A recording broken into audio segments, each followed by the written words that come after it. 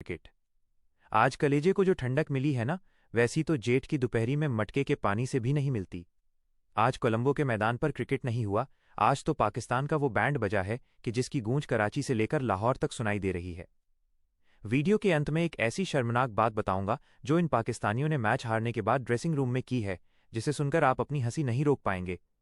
तो भाई वीडियो पूरा देख कर जाना, वरना बहुत बड़ा मजा मिस कर दोगे। सबसे पहले बात करते हैं उस खिलाड़ी की जिसका नाम सुनकर ही अब हंसी आती है, बाबर आजम। भाई, दुनिया इन्हें किंग कहती है, पर मुझे तो ये किसी शादी में रूठे हुए फूफाजी नजर आते हैं।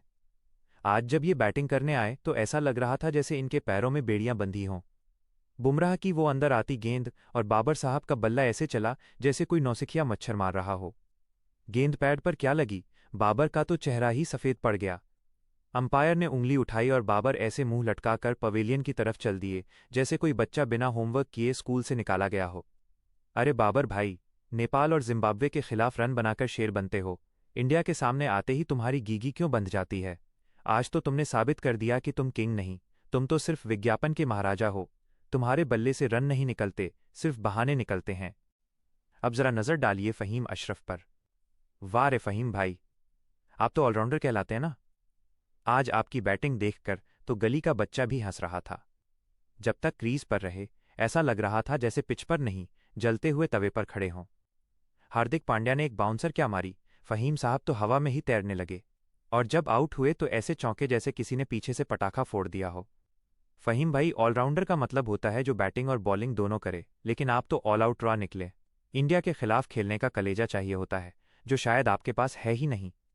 आपकी बैटिंग देखकर तो ऐसा लगा कि आपको बैट की जगह हाथ में चम्मच दे देना चाहिए था। कम से कम उससे आप ग्राउंड की घास तो बराबर कर लेते।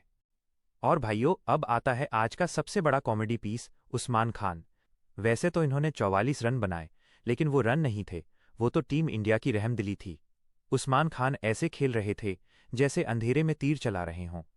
वरुण चक्रवर्ती की फिरकी ने तो इन्हें ऐसा नचाया कि उस्मान को ये भी नहीं पता चल रहा था कि गेंद टप्पा कहाँ खा रही है।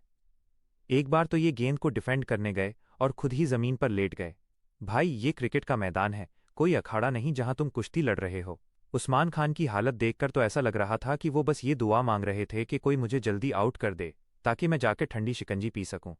जब ये आउट हुए तो इनके चेहरे पर जो बेबसी थी, उसे देखकर मुझे लगा कि शायद इन्हें जबरदस्ती बल्ला थमाकर मैदान पर भेज दिया गया था।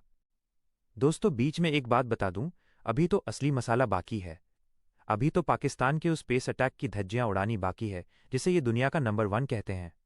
वीडियो छोड़कर मत जाना, क्योंकि आगे जो मैं बताऊंगा वो आपको किसी न्यूज़ चैनल पर नहीं मिलेगा। इनका वो शाहीन अफरीदी जो पहली ही गेंद पर विकेट लेने का सपना देखता है। आज ईशान किशन ने उसकी पहली गेंद पर जो छक्का जड़ा, शाहीन का ईगो 7वें आसमान से सीधे गटर में जा गिरा। शाहीन का चेहरा देखने लायक था, ऐसा लग रहा था जैसे उसकी जेब से किसी ने बटुआ मार लिया हो।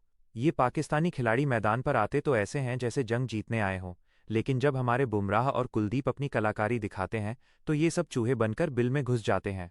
आज कोलंबो में तिरंगा ऐसे लहरा रहा था कि पाकिस्तानियों की आंखें चौंधिया गई थीं। बाबर आजम की कप्तानी की तो बात ही मत करो। फील्डिंग ऐसी सजाई थी जैसे कोई चोर को पकड़ने के लिए जाल बिछा रहा हो, लेकिन हमारे बल्लेबाजों ने उस जाल के ही टुकड़े टुकड़े कर दिए। पाकिस्तान की टीम में आज न जज्बा था न जान थी, बस एक ही चीज थी, बेइज्जती सहने की आदत। मैच खत्म होने के बाद जब ये हाथ मिला रहे थे तो इनके हाथ कांप रहे थे।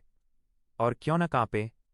जब सामने दुनिया की सबसे खूंखार टीम इंडिया खड़ी हो तो अच्छे अच्छों का पसीना छूट जाता है।